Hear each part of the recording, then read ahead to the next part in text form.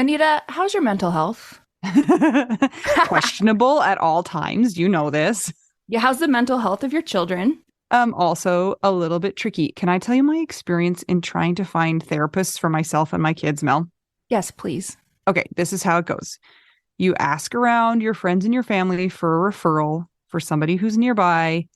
You finally find somebody who sounds like they might work for your family. You give them a call and you find out that A, they're not accepting new patients, or B, they have a huge wait list. So you start over again and you ask people if they know anybody who would be a good therapist and a good fit. Finally, you find one, you go and you meet with them and you figure out that you don't actually like them that much. But it's been so much work to find somebody who you can go to in your area that you're kind of stuck with them.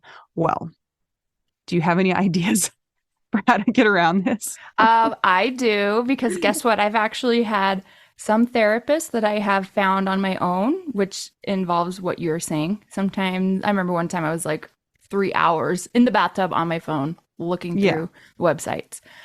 I was such a prune at the end. But I have also had the experience with working with BetterHelp. And it was like, I don't want to say too good to be true, but because it is true, but it's like amazing because I was matched with my therapist within 24 hours. And you didn't have to go through all of that other ridiculous process of trying to find somebody. And here's the cool thing too, is if that person didn't work out for you, you can just switch and say, and it's not like you're committing to another years long search for somebody who you're going to jive with.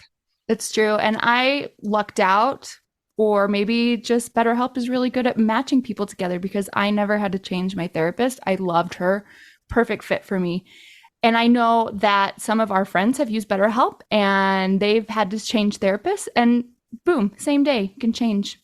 Easy peasy. You can ghost your therapist. Get a new one. I love this idea. BetterHelp is one of our sponsors. If you use our promo code trybetterhelp.com/WWDN, you get 10% off your first month. And we totally recommend it.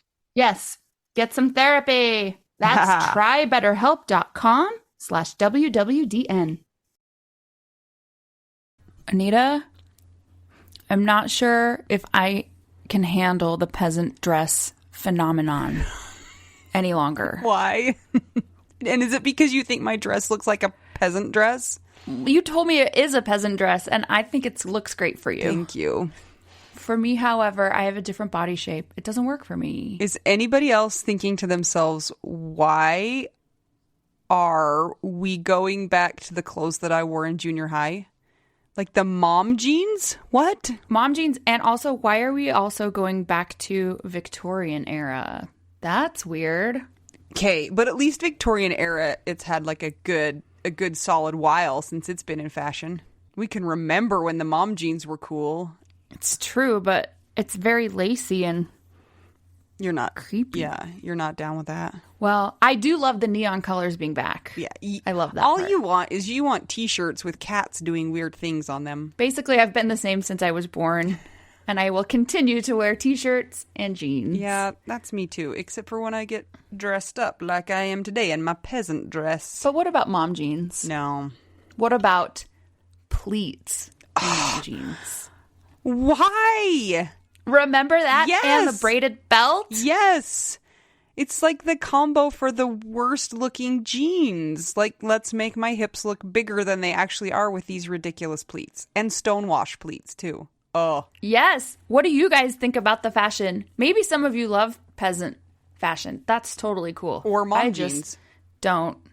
Also, I knew I was a mom and I was an old person when I went shopping with my daughter. And I said to myself, where are the bottoms of these shirts? That's the other thing. All us long torsoed people, yeah, nothing is working for me. Except t-shirts from the guys section. Bathrobes. That's what's working for you. Onesies. Anita, my birthday is this week. Yes. It's on Friday, April 2nd. And we have an announcement to make because we have a winner. For the bathrobe. We have contacted this person on Instagram and put on Instagram, but it's Jessica of the Instagram account Young Caregivers Widows. So, congrats. Cheer, cheer, cheer, cheer, cheer. We hope that she enjoys the cuddly goodness of the very, very fancy robe from Minky. Can we just talk about what a roller coaster of a week it has been? Yeah. Yes. Go. Do you want to go first or me? You go first. This last week was the first week of our Food Buddy group that we moved to a different platform. And it was really interesting because we were working on being mindful of kind of where our thoughts are. And I discovered very shocking things. And I did not expect this about myself. I realized that I have had major throat tension stemming down into my stomach, thus giving me problems with my jaw and my neck that my physical therapist has been like, what is wrong with your jaw and your neck? And I figured it out. I just have high anxiety at all times and I don't realize it. And it's affecting everything. My posture, my digestion. And that was just from our little Food Buddy thing. Isn't that weird? Wow. You could have saved yourself a lot of money on copays. Meh. It's just money. Who cares? Right? Yes. Isn't that interesting though? That is. But yeah. I've also been reading The Body Keeps the Score. Mm-hmm. I think every widow and every person in the planet should read it. Everybody. Yeah, you told me about it. And spookily, I got a flyer for a conference on it the same day you wanted to tell me about it. So it seems like it's a message. I want to ask you something, Anita, because I have had some questions rolling around in my head. Looking at the world before trauma, our trauma, and after, I feel like a lot of the advice that's given to pre-trauma people is not helpful to traumatized people because our timeline shifts and what we're able to do shifts and our energy shifts. And what do you think? I think I agree with you. I was reading somebody's post on Facebook who has just suffered a loss because people send us, you need to contact this person. And I was reading some of the comments that they were making to the newly bereaved person. And so many of them, I was like, no. Like, you must be strong for your children and, things like that. Oh. And I was like, no, don't say that. No, like, shh. Here, we'll just mute you. Let's just delete that be quiet. One. Yeah. We've talked about this before, that before you go through something like this, you just don't have the actual brain synapses to understand what it's like to go through something like this. So most of the advice, I'm sure, is well intended. It's just not experienced or come from a place of experience. It's an alien talking to a different kind of alien. It's a Vulcan talking to a human. Pug. I couldn't think of another alien. Yeah. Yeah. So it's interesting because in that book, they talk about trauma, how for most people, the trauma equates with loss of self, and we get stuck a lot. And it's also very common that we lose our sense of smell, or it's diminished, and feelings are different, or we don't have feelings, or taste. Things are different tasting, or whatever. It's so interesting. So I just thought it was really interesting to read about different types of trauma, but see all the same results and the same things that a lot of us are dealing with. So here's to week 2 of our Food Buddy group to see what we learn next. Excellent. I think it's amazing. Okay, go for it. So I don't even know what happened earlier in the week, but all I know is that yesterday, my sister, who has struggled with some health issues for a long time in her past, my mom texted and said that she had gone to the ER because she was coughing up blood. And about a week ago, she had been diagnosed with a bunch of pulmonary embolisms. So they put on our blood thinner, but then apparently that backfired. So she went into the emergency room and they found out that she had a couple of aneurysms in her pulmonary arteries. And so she ended up getting life-flighted helicopter ride to a different hospital, have emergency surgery. It was super stressful because it was like, maybe she's going to die. Maybe she's not going to die. And so we just spent the day waiting to hear Like, were they able to repair them before they exploded? And we didn't even really have good communication about what was happening in the first place. So that was my drama from the week. They were successfully able to do the surgery. I felt so bad for her husband. He had to wait in the parking lot for like 4 hours without any information. Just like, okay. So he had to drive to the next hospital because he didn't get to take the helicopter and just didn't know anything. I'm like, oh my gosh. Wow. Awful.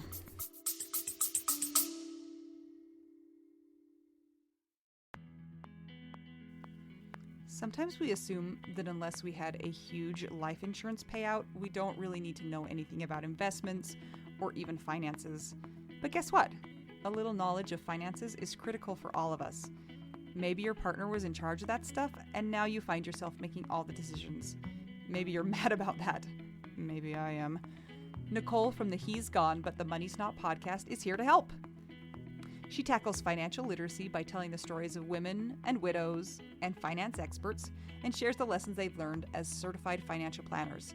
Whether you know a lot and feel confident in your financial decisions or feel unsure about all of that stuff, there is more to learn. Listen and subscribe to the He's Gone But the Money's Not podcast on all podcast platforms. This ad was paid for by Rockhouse Financial, an SEC registered investment advisor.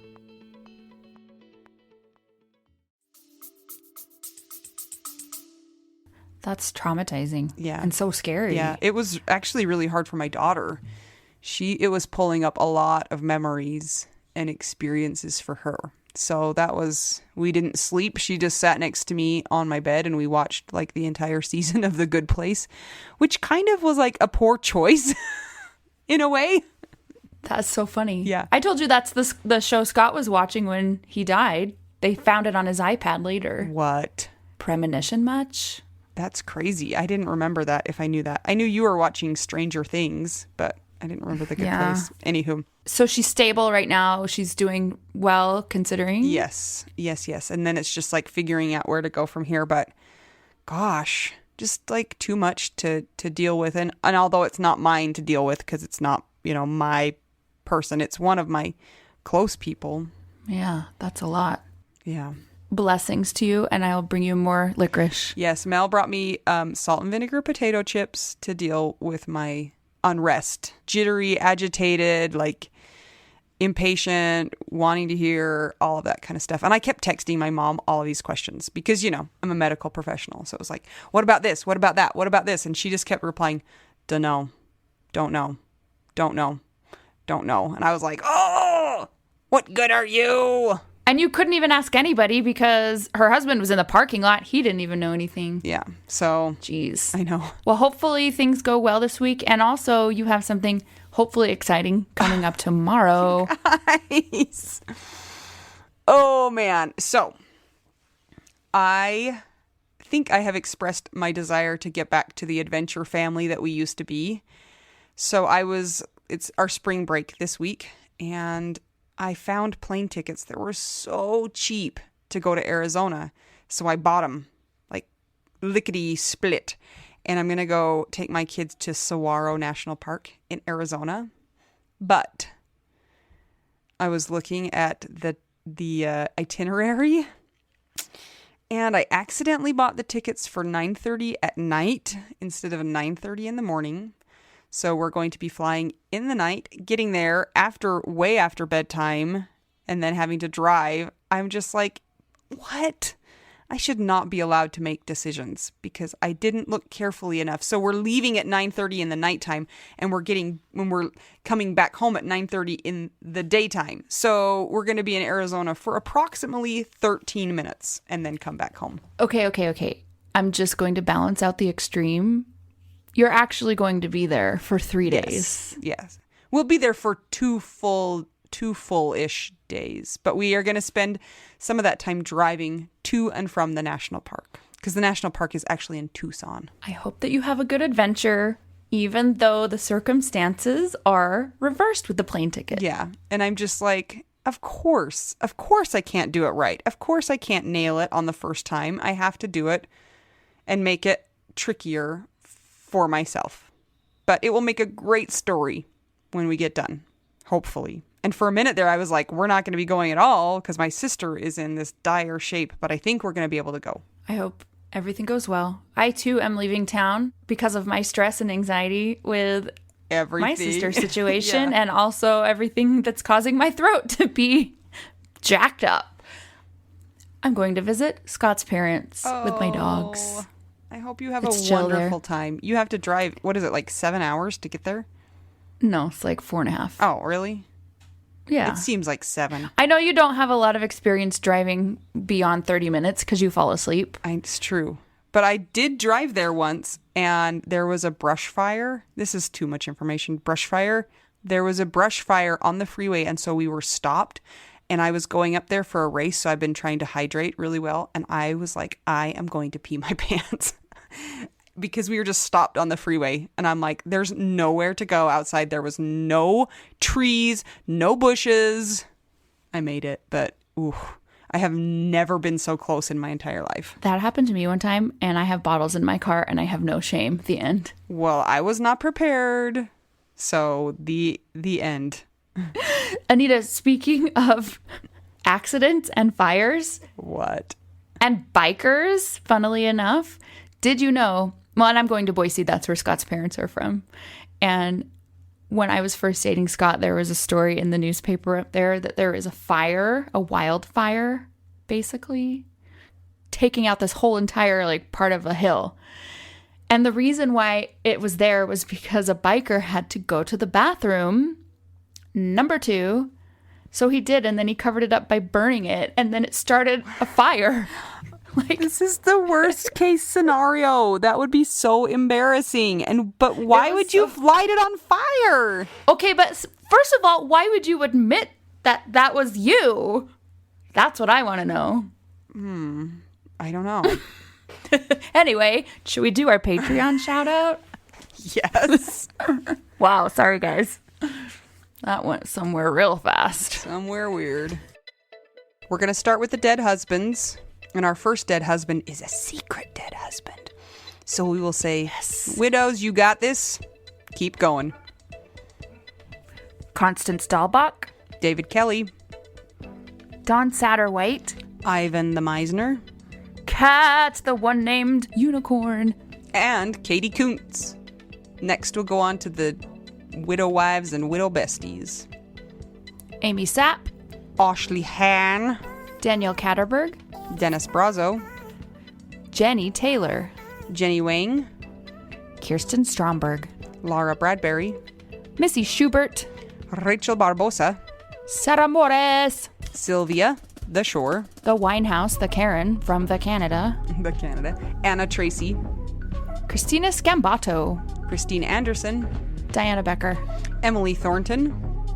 Emily Toledo. Aaron Posick. Gabe Lozano. Ileana Bella Ruiz. Jamie Aliota. The number 1 crisis manager. The mom of Anita. Jenny Barrow. The fancy lady. Katie Radcliffe. Kara Scara. Lori Farrington. Marie Hoffman. Marjorie Lewis. Mary McGowan. Shannon Helm. Tammy Schwartz. Purple Wendy. And Valerie Yellow Packer. Thank you for all of your support in keeping the podcast going and paying for stupid stuff like podcast hosting. We appreciate you. Only the thing that gets it so you can actually hear it. Yeah, I know, but it's still stupid. I mean, whatever. Stupid yet necessary. Mel. What? What is one of your favorite things to do for self-care? I will tell you, it is to take a bath. Yes. Mel takes baths all the time and soaks until she's pruny. One of the things that came with our Filled with Gold boxes was bath salts that you can put in your bathtub and soak and spend a little time thinking about anything that you want to and nothing that you don't want to. Or playing Candy Crush and texting Anita, which is what I do during baths. Don't drop your phone. It's waterproof. Perfect. The Filled with Gold boxes were designed by a widow to help widows with their self-care, something that a lot of us struggle to find time to be able to do. And it's nice to have something that just shows up on your porch with lots of little ideas for you to take care of yourself. And items are different every single month and are mindfully sourced. So each box comes with 5 to 7 really amazing items. You can choose different levels of subscription from 1 month up to an entire year. They make a great gift for somebody in your life who needs to have some more self-care, a widow, or buy it for yourself. Either way, you're supporting widows. Do it. You can find out more information at filledwithgold.org and use the coupon code WWDN to receive 10% off.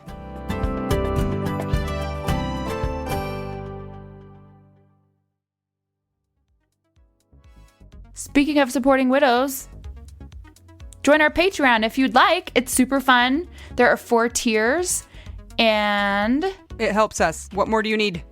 Patreon.com/WWDN. And if you want to buy us a taco, you can do so. We're actually eating tacos these days at buymeacoffee.com/widowwedonow. Join our Widow Wives group on Facebook if you need extra support and you are a widow.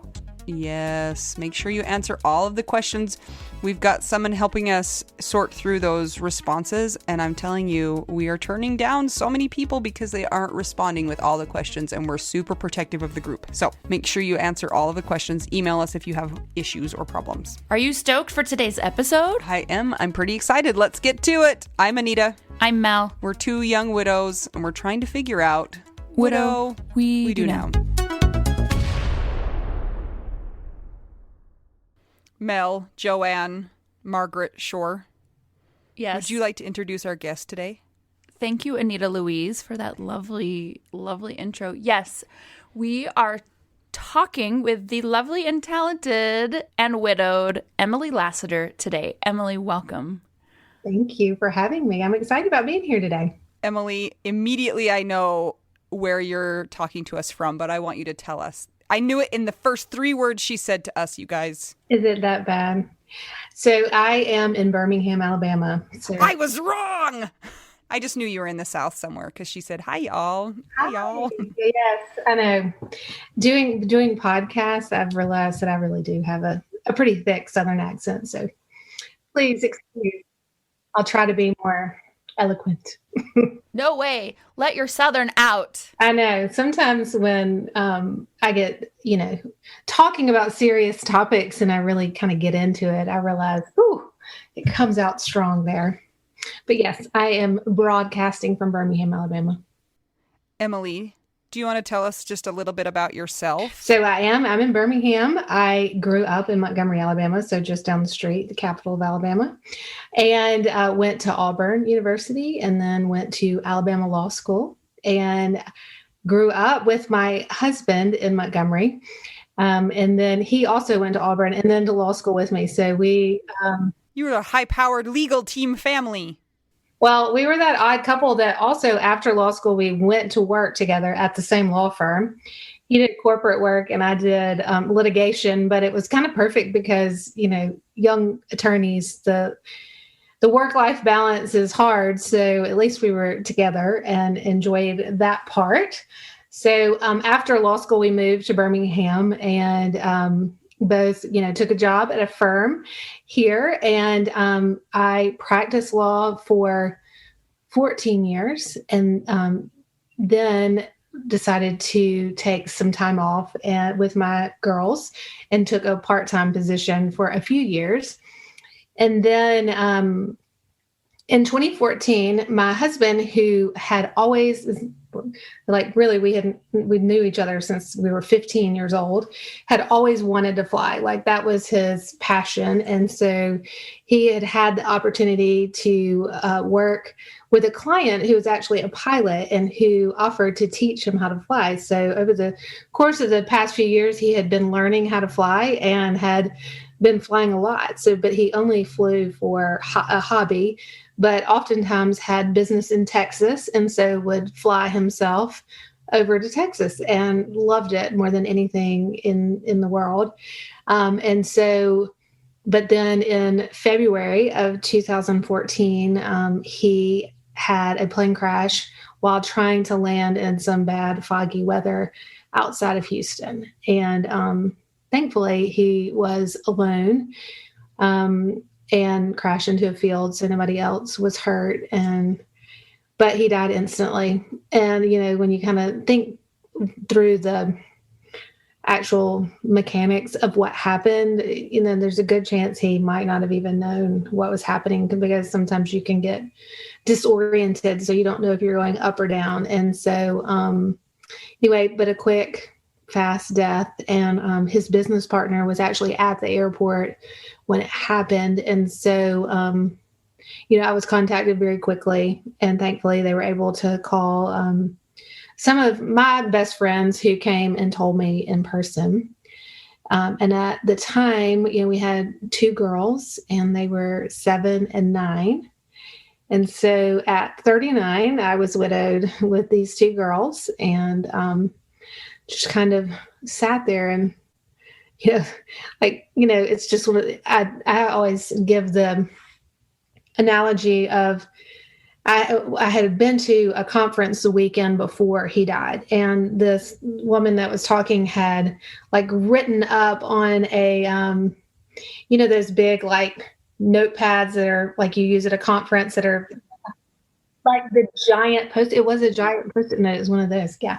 And she had written all the things that she had envisioned for her life, and then she ripped it off and said, how oftentimes that's not at all what we have in the end. We have this vision, maybe starting even in high school or college, of what our future is going to look like. And then oftentimes, life comes at us, and it's none of those things. And she had ripped it off. It was very dramatic. Well, I mean, that's exactly what happened to me. So I just remember sitting there thinking, rip that thing off and be okay, what now? And so, from that moment, as I'm sure both of you well know, that started on this brand new journey of trying to figure out, who I am, and what our family looks like without my husband. And, it's been a long road, but we're 7 years out now. And I can say that, we found a new normal, and have been able to find joy and a lot of happiness too. So I'm curious, how is your widow bog at 7 years out versus the early days? Oh, wow. There's no comparison. So I have said that I think I was in a fog for about 3 years. But after the 3rd year, I started sort of waking up and really thinking all right, enough of that. I mean, just myself. I think I was tired of myself. I was tired of myself too. Yeah. I mean, I was just oh, this is no way to live.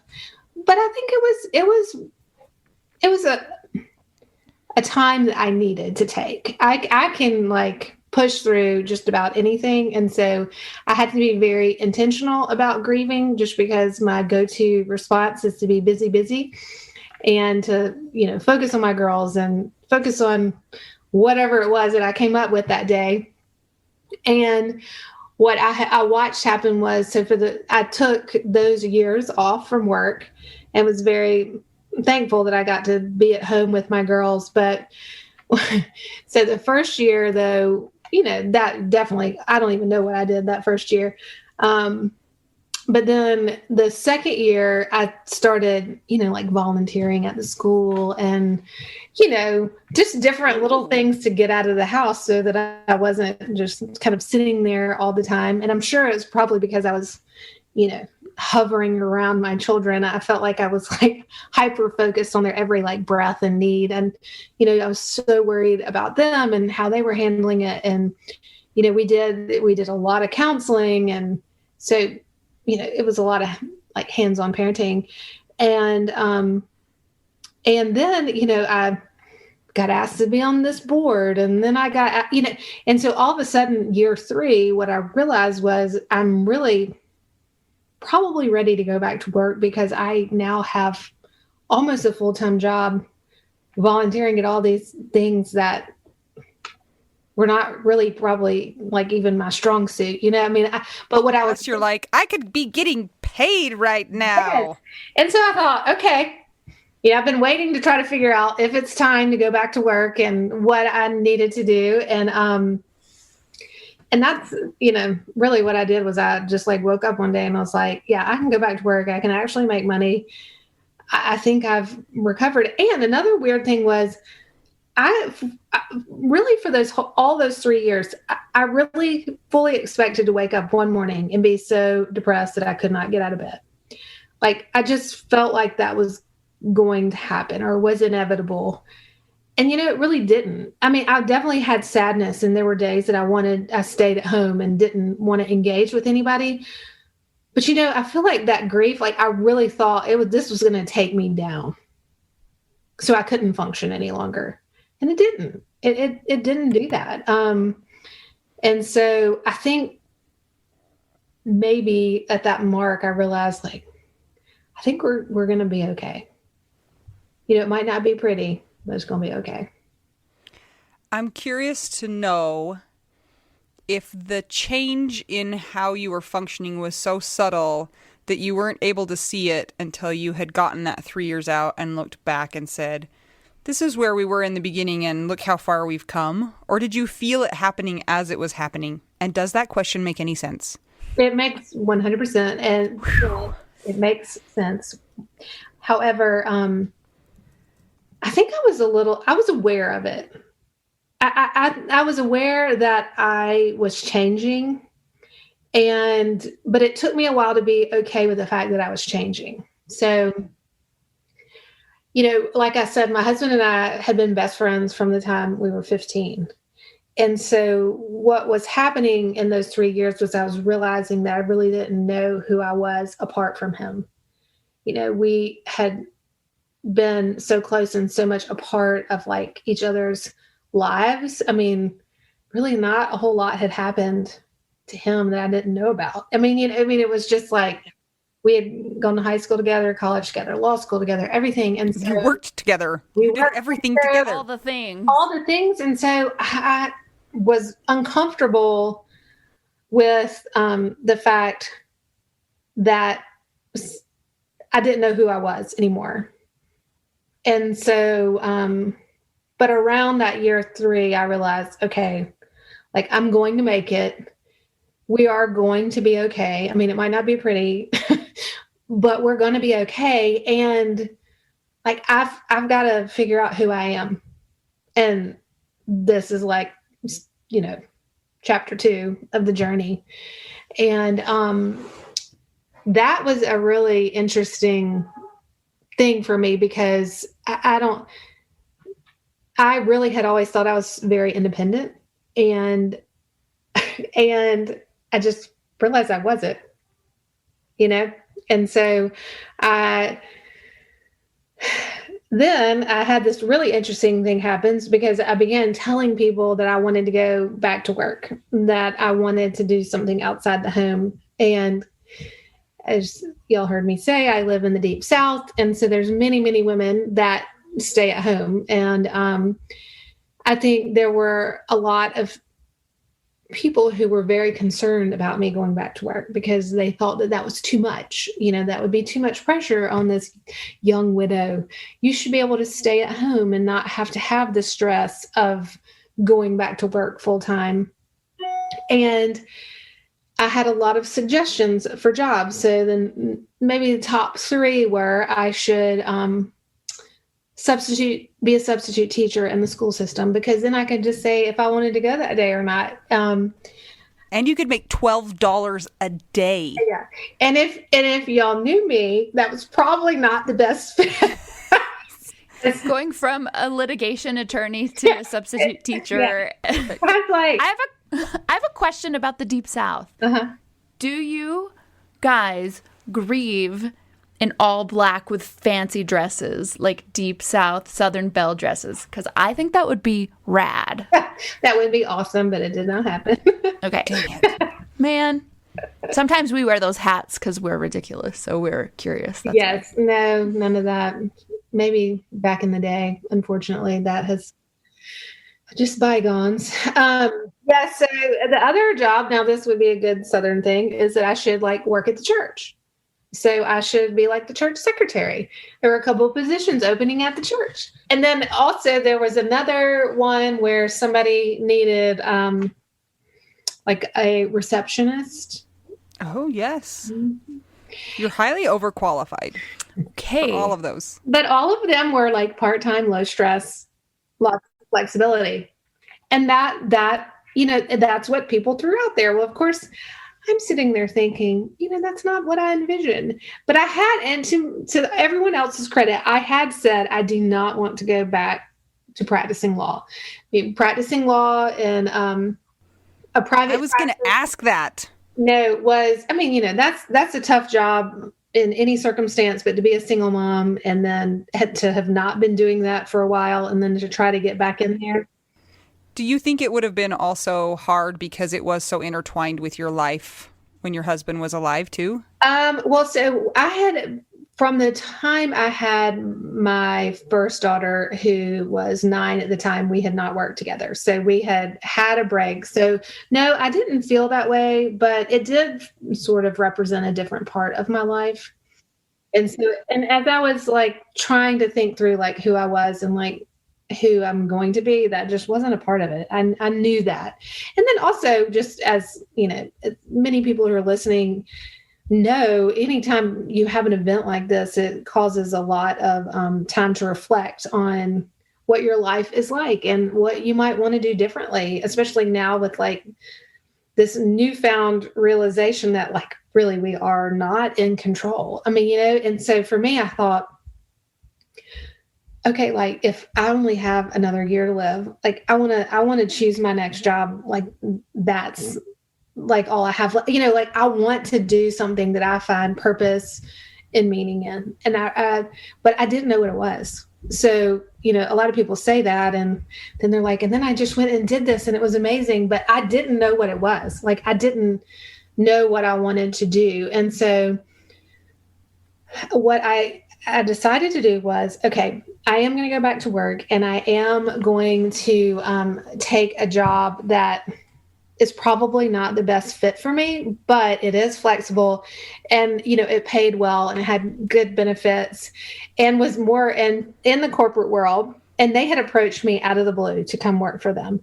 And it was a marketing job, but they were marketing attorneys. And so, you know, it was like doing presentations and doing different things for attorneys. And so, you know, it was sort of in my wheelhouse. Wait.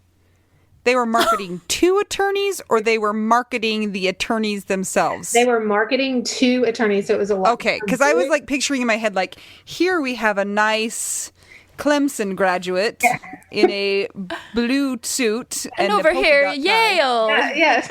Okay. Personally, that makes more sense. No, so it was a life insurance group that they would take, they did a lot of like high end sort of,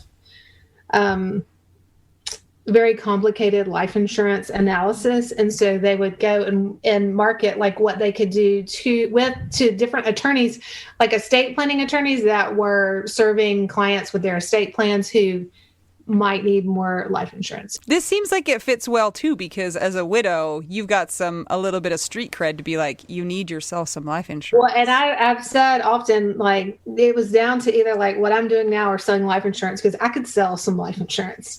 Yes. I know I could sell some life insurance. And so anyway, so I took the job and I mean, again, I'm sitting here thinking, well, maybe this will be the perfect fit. You know, maybe I don't want something that's very stressful. But like within the first week there, I knew, okay, I am bored to tears. And, you know, but again, the reason why I'm saying all this is because I think that widows need to hear that oftentimes it's like you don't get the right answer the first time. And so for me, it was definitely like a progression of what can I handle? It like proving to myself I can handle this, and then also like gaining courage each step. Like, you know, I could probably take this up a notch. And then also like that waiting period though, like just being patient, because what happened was I took that job and it ended up staying there a full year. And the first little bit, I had this I mean, I was just ready to find something else, but I didn't know what it was. So I just kind of like day in and day out, like really was taking some time. I mean, I'm a Christian. I mean, I was praying about, I was just like saying like what am I supposed to do with this? Like, what am I supposed Help me out here.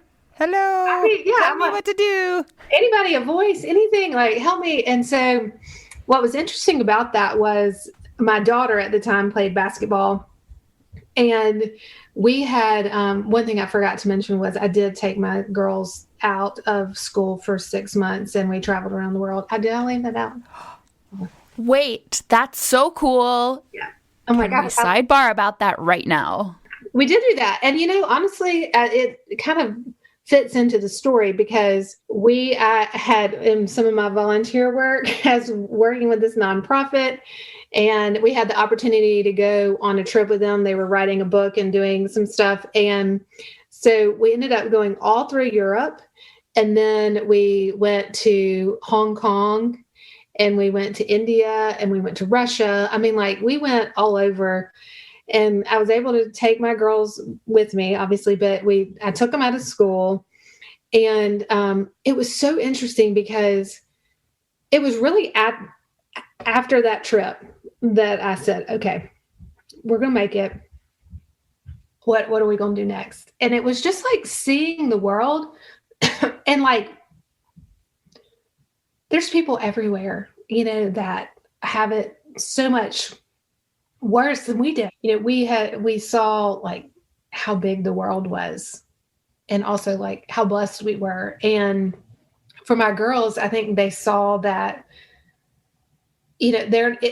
I think when, you're in your small town and you haven't left it, you feel like everything's so big, like I've lost my dad and, now my life is over and I'm always going to be the center of attention because of it. And especially, like where we lived, it almost felt like a room kind of hushed when we went in for a few years. And then like getting out there and also having the opportunity to be in a space where nobody knew you and nobody knew your story. And you were just experiencing this new life in this world. And it provided so much healing for us. And was one of those things that I wouldn't trade for the world. And I'm so thankful we got to do that. But it was really at that point when we got home from that trip that I left. Okay. I love that because I was thinking about this today, actually. I noticed that when my husband died, because that was such a big change, I didn't want anything else to change. And I had traveled a lot for my job and loved traveling. And it was like it kind of broke it inside of me. But there is so much value in getting outside of your circumstance and getting outside of even just for your like eyes to see something else, like so your brain can repattern, and like for your girls so they can see what it's like to live outside of the country or the city or the town where they were. Like what a valuable experience. Good job. That's so cool. I'm sitting here just being stressed out by the idea of it. I'm like, Anita has 4 kids, so everything's stressful for her. To try and herd the cats through the airport sounds terrible to me. I bet her girls don't set things on fire like your boys do, though. Oh, I'm sure. Yeah, I have one that has set things on fire. Don't worry. But you know what I have found? That when she's traveling the world, like she's so engaged in everything that she wasn't so naughty.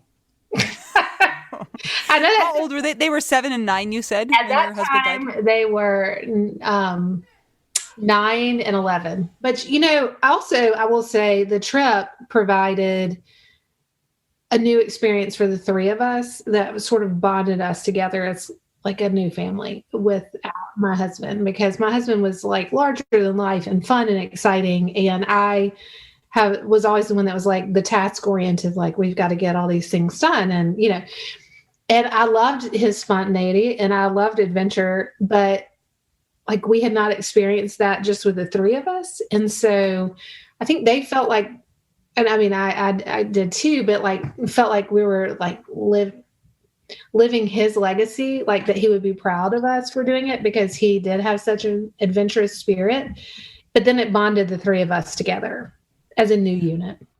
It's kind of like when they talk about forging your own path, when you think about the forge and how you can forge different metals together to come up with a new compound metal that has different structural integrity and different, sharpness or different strength and things like that. It's like you guys were forging your new metal, and that was the fire that you did it within was this, huge trip. Yeah, I've never thought of it, but that is a beautiful analogy. But Were you traveling for 6 months? Yeah. Solid? Yeah, pretty much. What was your favorite, like some of your favorite dishes that you ate? Oh, we fell in love with Indian food. And, it's like, I don't know if it's like this in Utah, but in the South, we have like a Mexican restaurant on every corner. Do y'all have that? And so it was like the comfort food. I mean, we always want to eat Mexican on Thursday nights here. It's just a funny thing. Well, there in Europe and even like in Hong Kong, Indian food is like their Mexican food. It's everywhere. And it was inexpensive. And, we were trying to be on a budget. And so we just fell in love with Indian food.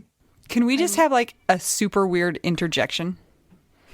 My friend went to Switzerland a couple years ago, and this morning she told me that there was a cheese vending machine. What? Yes.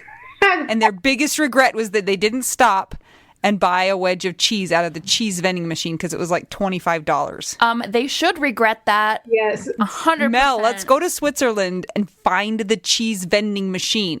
I'm down. Emily, come with us. Be our guide. I'm there. I'll guide you. We went to Switzerland, and it was so expensive. Like, it really was. The cheese probably was $25 in the vending machine. It's so beautiful, though. That was probably one of my favorite things we did. We took the train from Switzerland to Rome. I've been to Nevada once. Anita has narcolepsy when she drives, and so she doesn't travel anywhere. This is actually a big barrier for me, is trying to get back to the adventuring family that we used to be. And we did like a lot of camping and a lot of just like, we'd just pick up and go somewhere for the weekend. And that's something that I've lost that I'm trying to get back. And we're going to go to Arizona in a little while. And I'm totally wearing my Be Nice, My Husband is Dead t-shirt to the airport. So that if people like want to give me a hard time because my kids are running around, I'll just be like, point to my chest. Well, to honor my husband, I'll tell the story. So there's this hotel in Mobile, Alabama, called the Grand Hotel. And it's been there for a really long time, and it's beautiful. And he set the curtains on fire in his hotel room in the middle of a wedding and had to evacuate the entire hotel.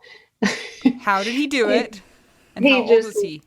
He was probably 6. He just got some matches. Like back then they just had matches lying around. Just lit those things up. Oh, wow. So I always say those kids are the hardest to raise, but they're like the most fun adults. See, Anita, there's a chance. Fingers crossed. Yeah. That's what people keep telling me. It's going to be harder when they become teenagers. And I'm like, I do not want to hear that. I want you to lie to me. I want you to tell me that it's going to be easier. Some of them do, some of them don't. Oh my gosh. So okay, Emily, back to your Phoenix rising from the ashes situation. So yes, the Phoenix rising. All right, so everybody wanted me to be like the church secretary, and then I took this other job and realized that it was not where I wanted to be, but had like a long period of waiting, of like trying to figure out what it was that I wanted to do. And I was saying to my daughter, because we traveled, so she is 6 feet tall and 16 years old. So she's really tall and had always been really good at basketball, but we had not been playing basketball very much because we'd been gone. And so she comes in to try out for the team. Like we get back right in time for her to try out. And she makes the team, but just by the skin of her teeth. And so that whole season, she was sitting on the bench all the time. And I remember like watching her from the stands, like feeling sorry for her that she was sitting on the bench. And it was like, I just had this light bulb go off in my head because I was looking at her sitting on the bench and I thought to myself, well, I do know in my heart that like she's learning more sitting on that bench than she ever would be being star of the game. I mean, just think about like what we learn, like respecting your coach and being humble and like being patient and getting motivated to work harder, all those things that you're like learn sitting on the bench. And then I had this epiphany. I was like, oh my goodness, I have been benched. Like I'm benched.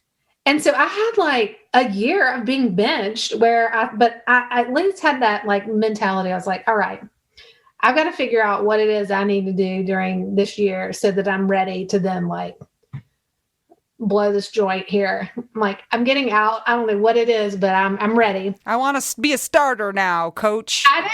I want to be a starter. Put me in the game, coach. Right. But what was so weird, I've really never even told the story this way. I'm not even, but as I'm thinking about it, it's so true because I realized, well, I don't want to sit on the bench. And I do know that like I'm going to need to work hard if I don't want to sit on the bench. Like I can't take a job that's going to require little to nothing from me. I mean, and so I started thinking like, okay, I'm going to stop looking for jobs that are super flexible, that require nothing of me. Let's get out there and really start thinking about what I can do without all those like restraints around me. And so what was interesting that was kind of happening at the same time was I was talking to widows all the time. Widows, women that had been through divorce. I don't know why people just would send all these people to me, and it's almost like, oh, look, her life blew up too. You go talk to her. Totally. So it's like the widow life. That is part of it. You're everybody's go-to widow. Yeah. They're like, go talk to Emily. Like, she seems to be surviving. It's fine. Oh, you got a divorce. Your husband did not. It doesn't matter. Just go on. I'm talking to all these women. And of course, like, I can't keep my mouth shut about things like legal things that I'm like, oh, have you done this? Have you done that? Like, are you sure you need to, have you gotten a new will? Like things like that I just like couldn't not say. And then throughout all these different conversations, people would ask me financial questions that kind of like went along with the legal questions. And my dad, who lives in Montgomery, is a financial advisor. And so all these questions I would get, I would say, well, let's either call my dad, or I would text my dad and he would send us an answer and I'd give it to him. And, as I started talking to more and more women, I finally was like, what does y'all's financial advisor do? And, so there were these women that really needed help and needed somebody to walk them through kind of step by step what they needed to do. And they didn't seem to have like a great relationship with their advisors. And then they also didn't seem to have a good understanding of like what the advisor could or should be doing for them. And so I had this idea. I was like, oh, you know what? Maybe what I'm supposed to do is like talk to some advisors here in town and like create kind of like a mentor program where somebody be willing to meet with some widows, even if it was like a group at a time, and just say, like, these are some of the things you need to be doing. Because what I realized was, there's a wide range of women who had no life insurance to some, to a lot. I mean, there's a wide range, but there's still very basic steps that everyone needs to be taking. And, having a death is like, there's just a lot of business items to attend to. And that's really overwhelming and hard and scary. And so I began going to different advisors in town, telling them about my, wonderful idea that was positive, was like my way off the bench. And I was going to help them do this. And what happened was I went and like presented my idea. And at the end of the first presentation, they offered me a job, like on the spot. And I was like, no. Like you're mistaken. I'm not a financial advisor. I don't have a financial background. No. And so I left. And that weekend, it was right before the 4th of July weekend. And so we went to my parents for the 4th of July. And I was telling my dad, I was like, hey, this is so strange, but I just got a job offer. Is that not crazy? And he sat there. My dad's very even keeled and kind of quiet, actually. And he said, actually, I don't think it's a bad idea at all. And I was like, wait, what? He said, no, I'm serious. I actually could see you doing this for women. Like, and I feel like you could learn what you needed to learn. I mean, it's not going to be easy, but you could do this. And I think it would be a good fit. So why don't you just talk to them again? And I said, well, actually I have another meeting with these other advisors, because I was kind of but the same thing happened again and again and again. It just kept happening. And so finally, the one of them, this was a big group that only served really high net worth clients. I knew it wasn't going to be the right fit for me, just because if I was going to serve widows, I wanted to serve widows across the board. I didn't want to be like pigeonholed with only extremely high net worth widows. And so I asked him, I said, why in the world would you offer me this job? Like, why would you do that? And I loved his honesty. He was like, well, one, you're female, and there's not many women in the industry.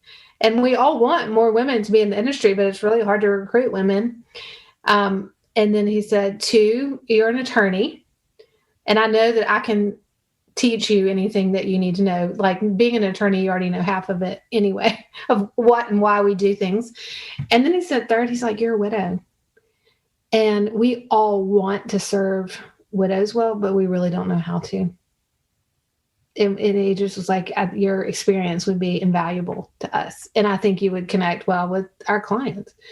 And so, but that I just thought that was sort of fascinating. I was like, okay, so this is not because he feels sorry for me. This is a legit business decision. Not to mention that first of all, over 90% of women will be the head of household financially at some point in their lifetime. That's pretty amazing. And then there's also this thing it's called like the great wealth transfer, where all the baby boomers are dying and their wives are outliving them. So women and widows especially are going to own almost over like 70% of the wealth in the United States. Yes. Isn't that interesting? I never thought about it that way. Yeah, very interesting. This is like, these advisors were like, hey, this is like, and I was like, who knew being a widow and a lawyer and a female was going to be like the trifecta for this industry. But so anyway, finally, I just decided, again, I really love talking to women. I love helping them strategize about like what they're going to do next. And I'm going to do this. And it's, like, hey girls, we're like hanging on by a thread, but I think I'm going to start a new career. And I'm going to have to go back to school because I've got to get all my licenses and all of that. So I'll be studying at the table with you, and it's going to be great. and they were like, all right. At this point, nothing really like shocked. Whatever, Mom. Whatever. Can I go play at my friend's house? Can we have Indian food tonight? Yes. And so, I'll ask them. I had a conversation with my 14-year-old the other day because I said, are you okay with me working so much? Does it bother you sometimes that you come home from school and I'm not here? And she's like, are you kidding? I love it. And she's like, and what we realized is like, I'm not like hyper focused on them. Like it's kind of a more natural feel for like what it should be. They get a little bit more independence, but then they're also taking on responsibilities around the house. And they also are seeing like what it takes, that sometimes you have to push through, but also like they also see how much fun I'm having. I really, really love what I'm doing. Like I have so enjoyed like taking something really horrible and then using the lessons that I learned through that and then helping others.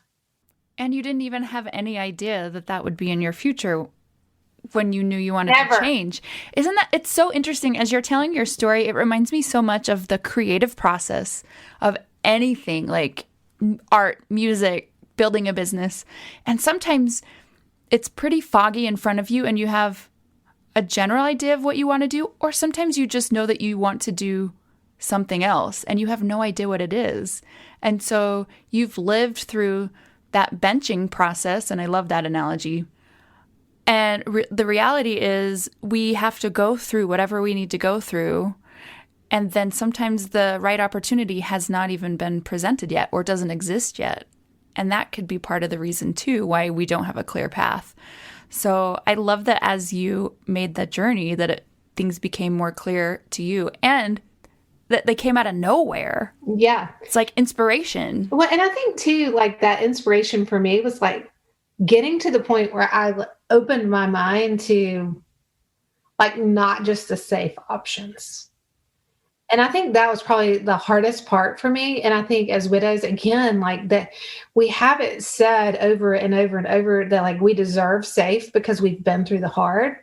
But the safe is not always like what's the most life-giving. Sometimes it's like going out there and like being completely uncomfortable, but like making it through. Like it was the first time that like I was getting like these like, the adrenaline, when you're like, oh man, I can't believe I just did that. Like coming home and telling the girls like, y'all are not going to believe this, and I could, they responded well to my new energy. And it wasn't even necessarily that like I'm being like wildly successful as an advisor. It's just like it's a trudge. Like I'm just like building my business from the time I'm like, starting at 44, I'm back where a lot of people are at 27. It's humbling. It's like, it's not like this. I've walked into this glamorous thing where I was like immediately successful and everybody's like, oh my goodness, she's amazing. It's like, I've started over. So like all that's there, but like what I'm finding in myself is what's so much fun because, I go to bed. I'm like, okay, well, I've accomplished something today. I've helped somebody, or wow, that was just super embarrassing. I can't believe that even happened. But like, I might like just laugh, Like I'm just laughing, but also I'm relating to my girls because, they're going through stuff and they're teenagers. And I'm like, oh yeah, listen to what happened to me. I feel like there's something about that expanding process that's really satisfying. It's hard, and sometimes it's really hard in the moment. And kind of like we were talking about before, sometimes you look back and you think, wow, I've grown so much, and I thought that I was stuck. I thought that that was the end of my life when my husband died, and actually it wasn't. I am still able to expand and become a new person and grow. Have you guys heard of the book called Flow? No. Okay, I'm reading a book right now called Flow, and it's the psychology of optimal experience. And there's so many different stories in there. A lot of them actually are related to rock climbing and mountain climbing, or chess, or musicians, all across the board.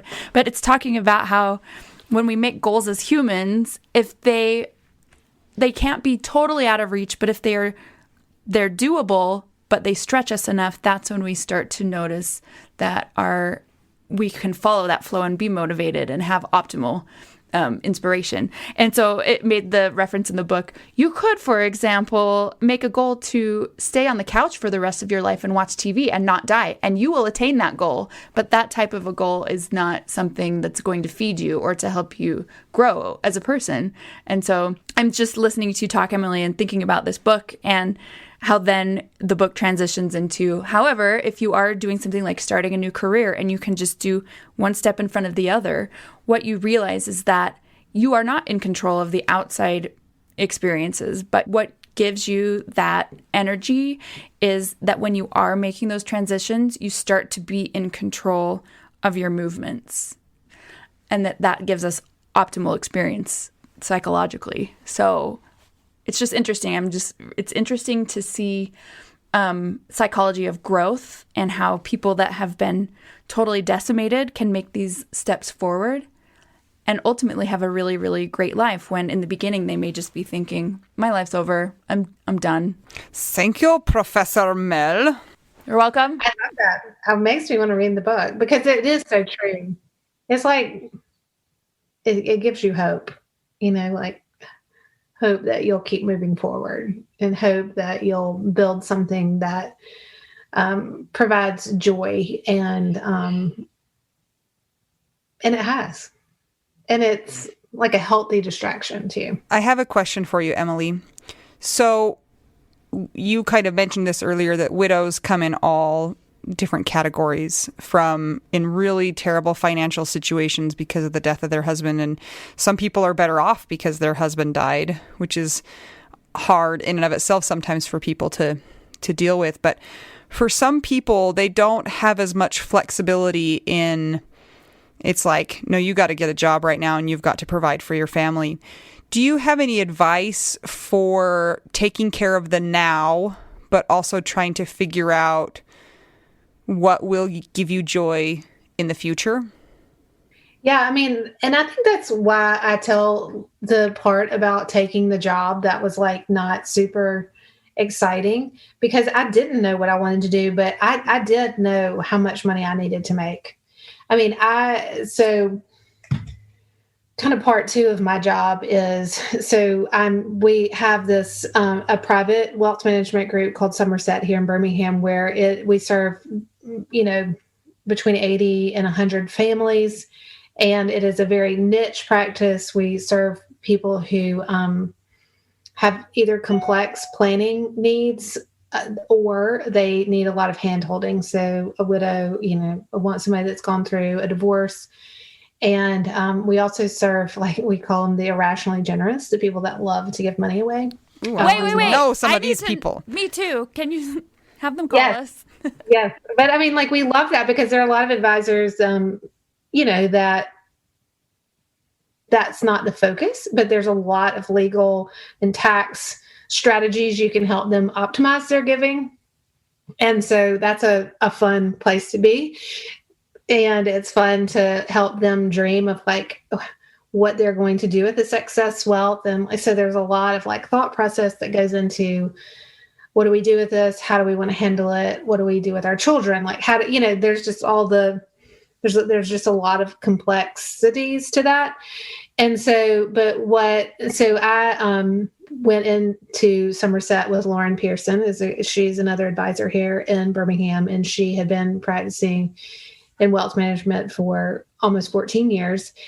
And so she had a lot of experience in this world. So when I joined her, though, I kept saying, I love this because it like scratches that itch of like my legal brain and getting to use like that part of it.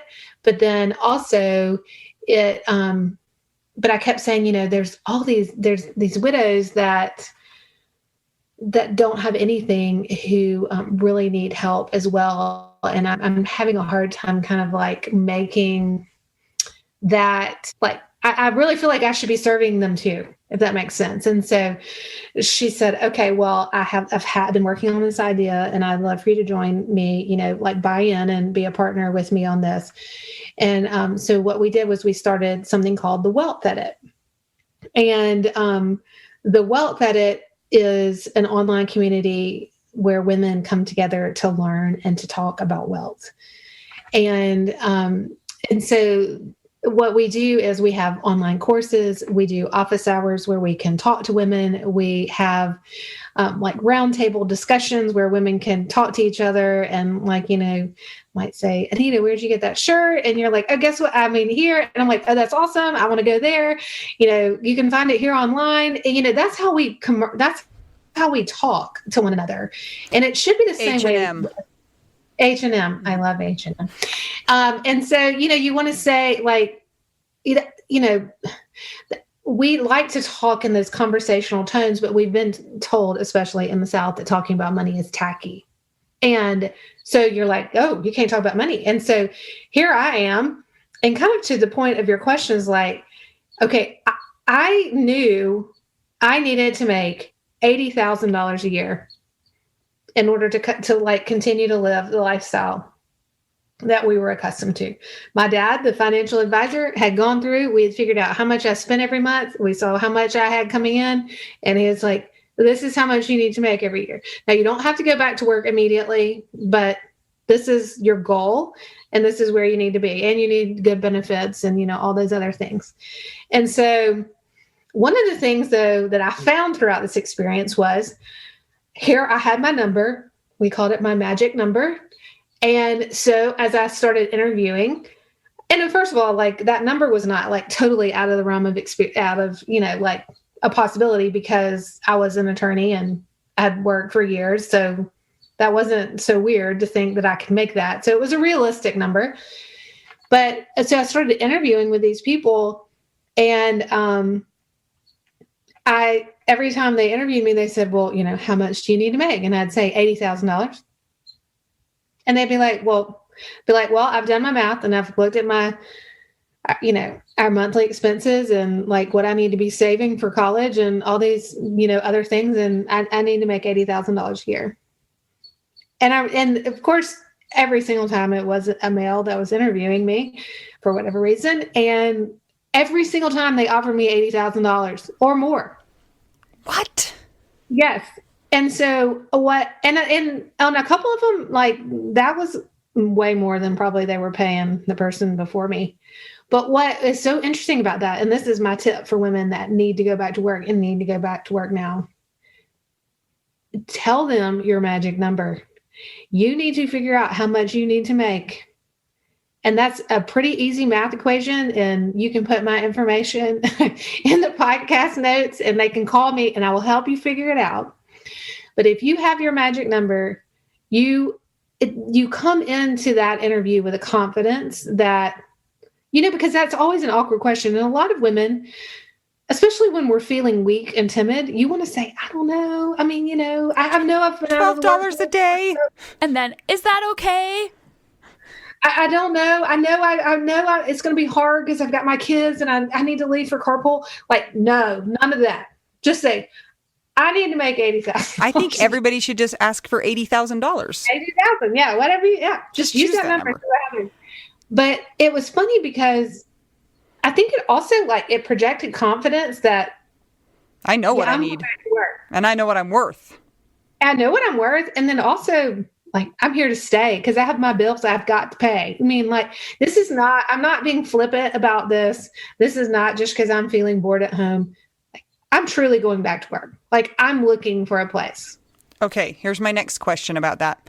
So what happens if maybe you're not worth enough money right now to be able to support the lifestyle that you and your husband had?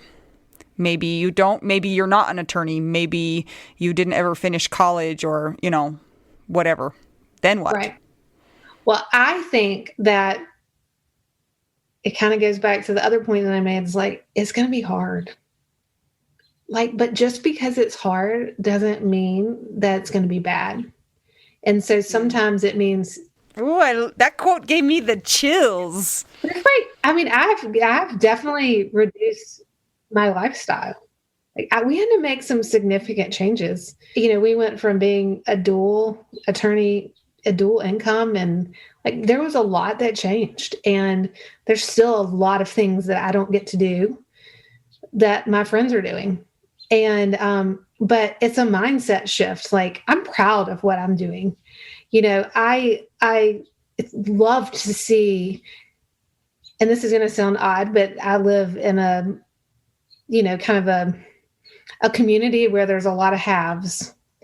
And so I see my children learning the value of just being able to adapt and to adjust and not be able to have everything they want, but they do have everything they need. And so it's trusting that even in cutting back, and obviously I know there's some really dire situations, but if it's a situation where it just hurts to not be able to live the same lifestyle. We have a client right now who's going through a divorce, and I love this girl. She is one of the sweetest people I've ever met, but she and her husband had a very extravagant lifestyle. But it was also riddled with a lot of other hard stuff. And she and I were just having this conversation the other day because she just got the divorce settlement. It's signed, and her lifestyle is going to change significantly. And I just told her, I was like, I promise you on this side, the joy can be so much greater than anything that any of those material things can provide. And she is just well, I'm not equipped to do anything.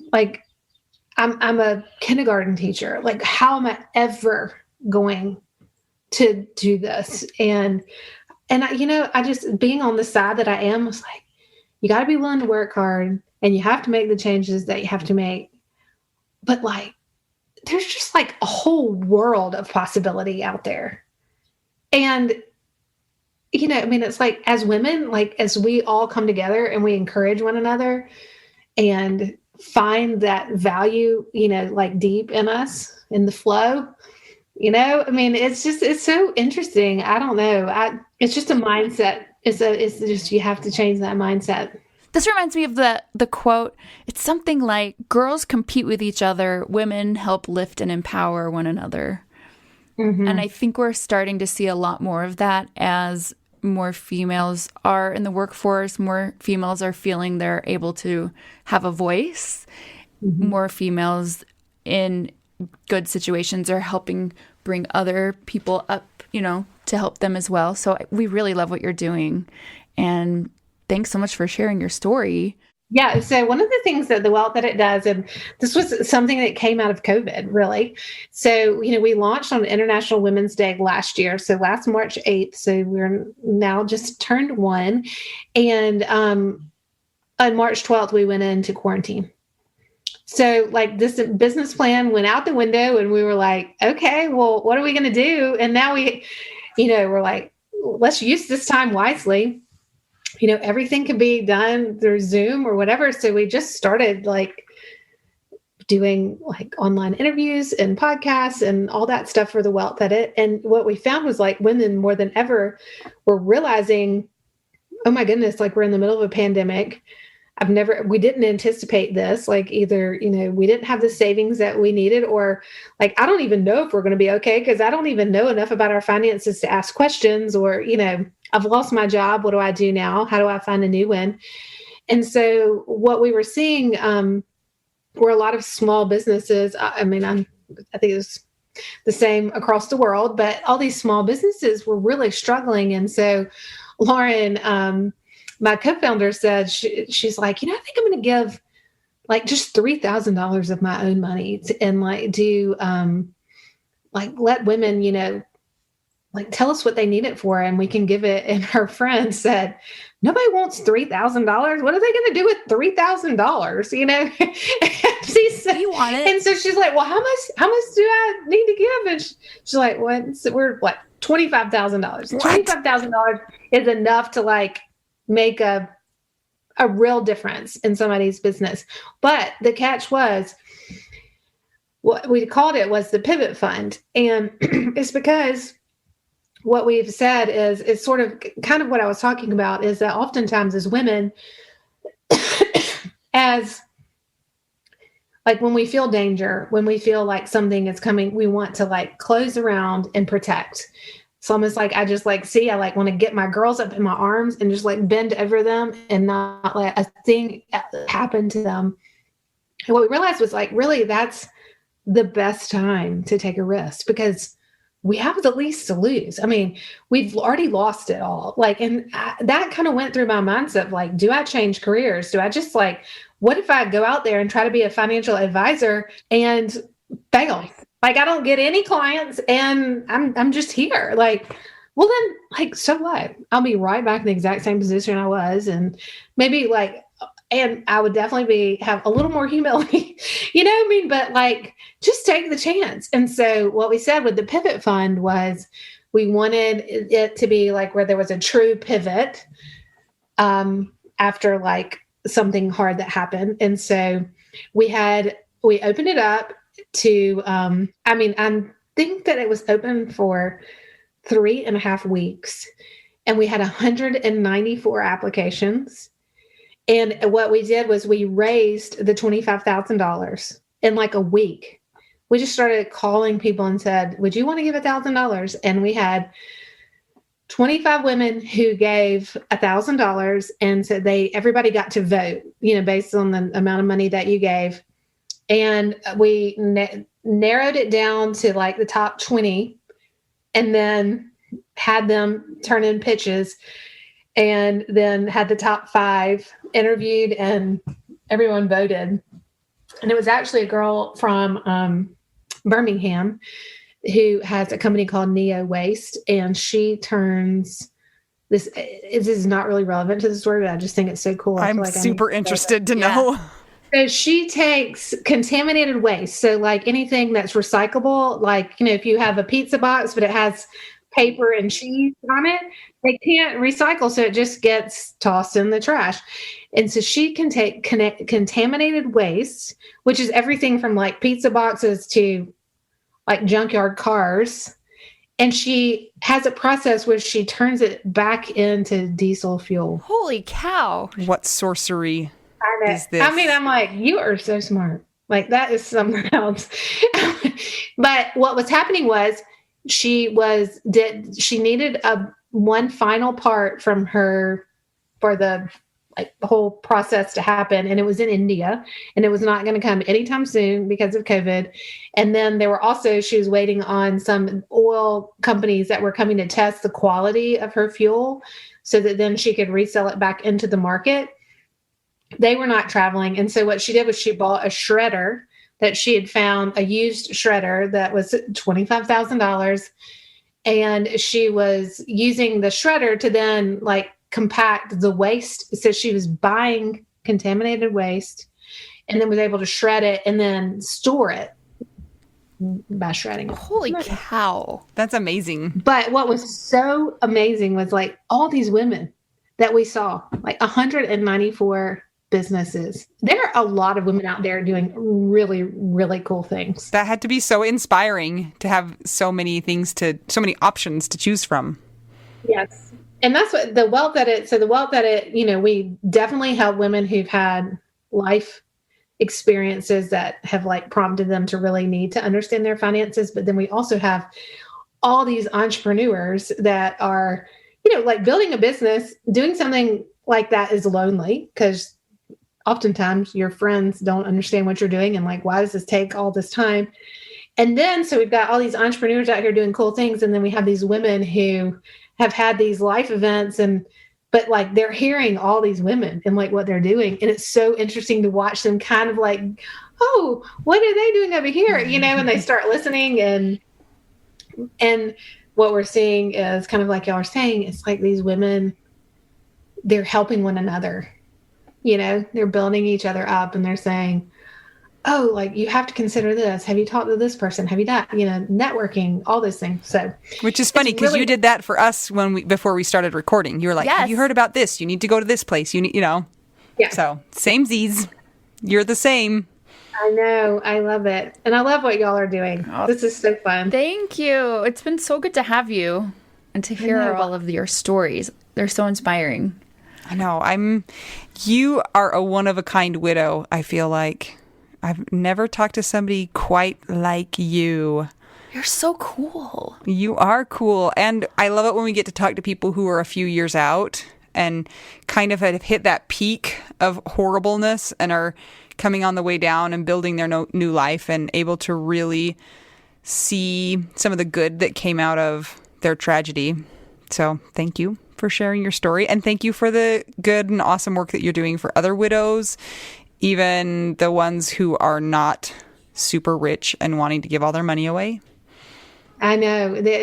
You just have to take them as they come. But I really do love, and I do mean that. If anybody wants to ever reach out and email me or talk about strategies, I'm happy to talk. I really do love it. And we are happy to link to your information in our show notes as well. So people can get a hold of you. Emily, thank you so much for joining us today and telling us a little bit about your story. We hope that everybody who's listening has found her story inspiring and was able to glean a little bit of her wisdom and knowledge. Remember to check out the Widow Wives Club and answer all of the questions. Yes, all of them. If you want to become a patron, check out patreon.com/WWDN. If you just want to buy us a taco, we'll take it. It's buymeacoffee.com/widowwedonow. And until we talk to you next time, I'm Anita. I'm Mel. And I'm Emily. And we're just two young widows and one widow who is lifting other widows up. And we're trying to figure out, widow, we do now.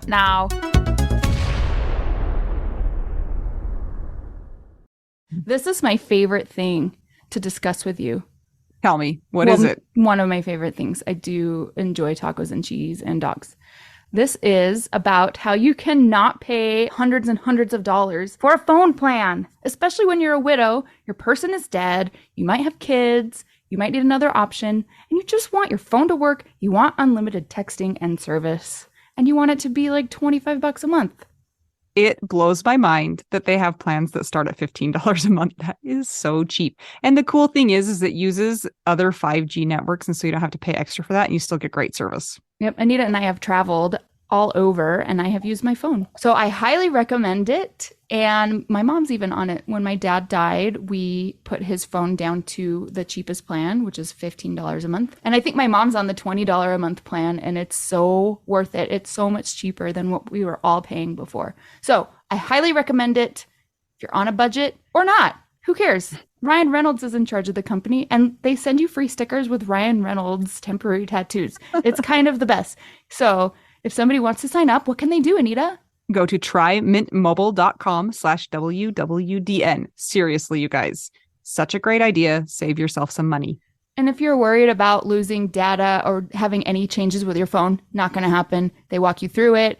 Everything's fine. It's the easiest process of all time. Again, that's trymintmobile.com/WWDN.